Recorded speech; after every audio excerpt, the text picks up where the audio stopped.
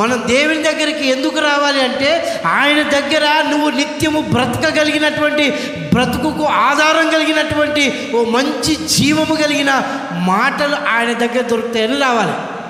ఆస్తి కొరకో, డబ్బుల కొరకో, రోగం పోవాలనో, సమస్యలు పోవాలనో, అప్పులు తీరాలనో, అనారోగ్యం పోవాలనో, ఇదంతా ఉత్త పని.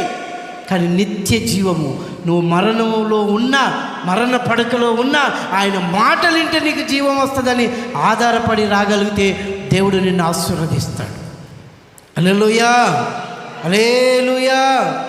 ఆయన శరీరం తిని, ఆయన రక్తము తాగి, ఆయనతో ఉన్నవాడే ఆయన వాడు. దేవునికి స్తోత్రం కలుగును గాక.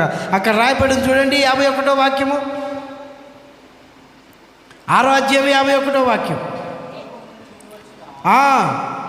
చూడండి, నిత్య జీవం కలిగిన మాటలు అన్నాడు కదా.